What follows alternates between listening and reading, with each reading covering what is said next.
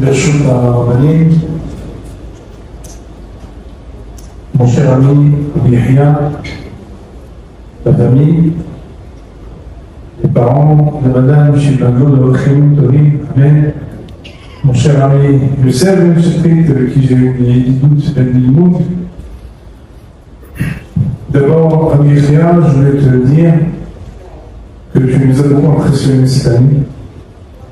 Tu nous as tous impressionnés. Ça m'a rappelé ce que m'a dit dans Megillah, quand Aman il a fait sortir le cours dans le mois de Hadar, il était content parce qu'il a dit c'est le mois où Moshe Rabbeinu est niftar.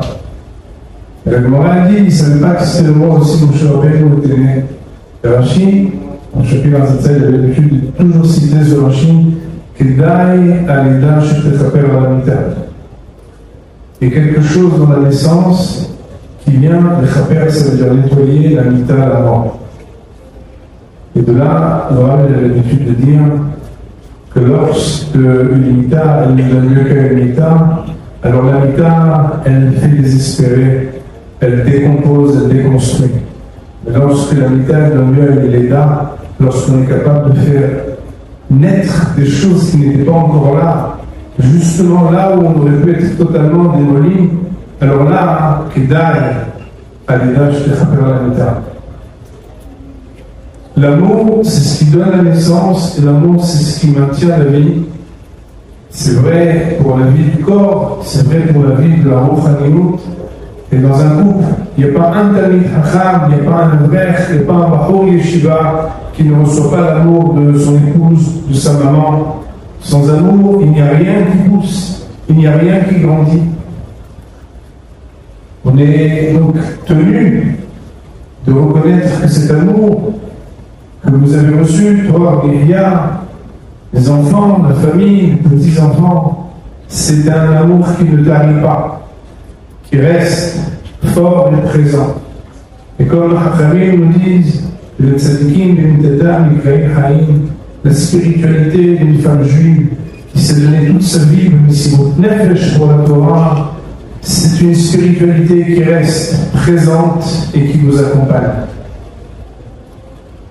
Lorsqu'on arrive au terme de l'année, il y a un moment qui est très frustrant parce qu'on se dit quoi? Je vais arrêter de faire le Kaddish quand on parle des enfants. On se dit quoi? On ne va pas faire les choses des Nishmat. Alors bien sûr, dans l'histoire, il est écrit que le Ilou Nishama, il va, mais Ilou, il continue.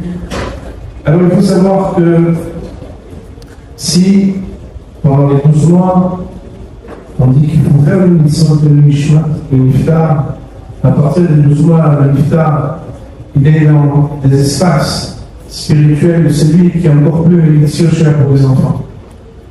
Ça veut dire qu'on pense à la Nechama qu'on aura quand on dansera avec Menachem, au Ilulim qu'on aura pour le mariage de Teila, et Hen-Hen-La, Hen-Ya, que Bez Hashem, les Karov, on puisse fêter des smachot. C'est le moment où on veut vivre des smachot avec les musiques. Pour dire quelques livres de Torah, quelques minutes, parce que le temps est compté, je peux réfléchir à une idée qui est marquée, c'est que la Torah n'a pas été donnée au Avot. La Torah a été donnée au Yotzei Mitzrayim. Et Bémet, c'est la période qui s'appelle Derech Eretz Kadma la Torah. Il y a quelque chose qui est du chemin de la vie, du chemin de la terre, qui précède à recevoir la Torah. Qu'est-ce que ça signifie? Vous devez certainement connaître le texte d'une tzil de Vologie dans sa Gemara de Bereshit, citant lui-même, le Gemara connu qui dit que le surnom de Bereshit c'est Sefer HaYashar. Sefer HaYashar, parce qu'avant Yitzhak et Yaakov, ils étaient des Yesharim. Yesharim, ça veut dire des personnes qui sont droites, des personnes avec qui il n'y a pas d'ambiguïté, il n'y a pas de zigzag. Et comme eux, ils étaient des Yesharim, le livre de Bereshit s'appelle Sefer HaYashar. Dans chaque maison, il y a une partie qui s'appelle la partie de Derech Eretz Shekadma la Torah, il y a une partie qu'on appelle les Havot, parce qu'avant d'envoyer un enfant à l'école pour qu'il apprenne avec un rave, Un enfant, il est d'abord avec son papa et sa maman pour apprendre les mitzvot. Et je dois dire que tout le monde sait qu'il y a la Torah et les mitzvot, et tout le monde sait que le grain de Vina, il insiste toujours pour dire qu'il y a Torah, mitzvot ou midot. Les midot, on les apprend à la maison.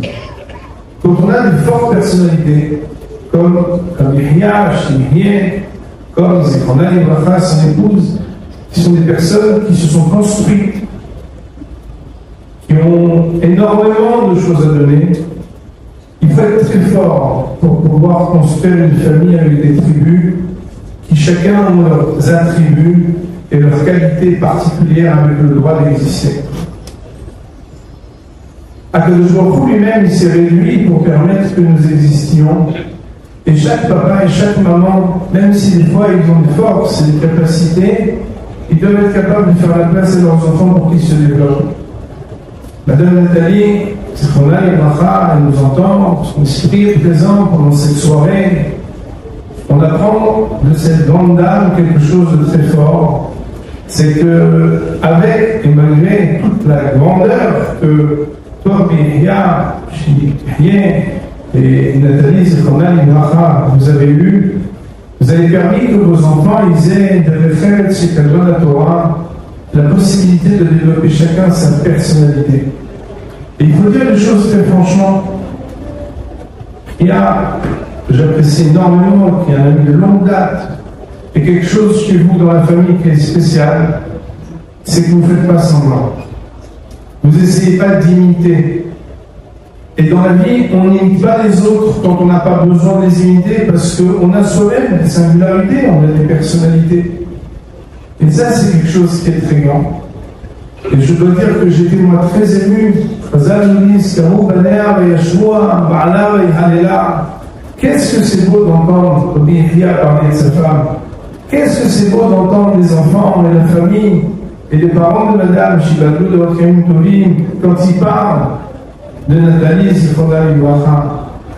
Ce respect et cet amour, ils lui rendent tout simplement parce qu'ils l'ont reçu. Moi, il parle d'aide.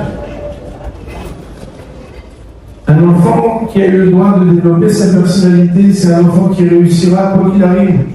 Il pourra, parce qu'il a eu des références chez quelqu'un de la Torah, il pourra recevoir la Torah. Et même quand il aura des moments difficiles, il gardera l'attachement à la Torah.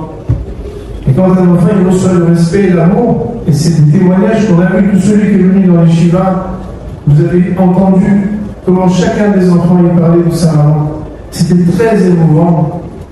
Combien cet attachement et ce lien, il fait qu'on ne veut pas décevoir. On ne veut pas décevoir cet amour qu'ils ont transmis de notre organisation. Alors, Myriam, non seulement tu as continué, mais tu as même augmenté. Moi, je pensais que tu étais arrivé au maximum, mais je crois que le maximum, c'est un mot que tu ne connais pas. Il t'aide Hachem, que Bémet, Koïten, Kotoussi, que tu puisses toujours continuer. On voit Bémet qu'il y a tellement de périodes partout où tu vas. Tu fais des choses, mais sans compter les heures, sans compter les avions. Et les élèves, de toute façon, tu ne pourras jamais les compter. Et que Bezrat Hachem, tes enfants, petits-enfants, ceux qui ne sont pas mariés, vous avez compris qu'on attend les invitations, Bezrat Hachem et Karov, et que Bezrat Hachem, au bas des Tzion Goël, on puisse entendre qu'on est une Nechama Tzion, Bimera B'Yameh Amen.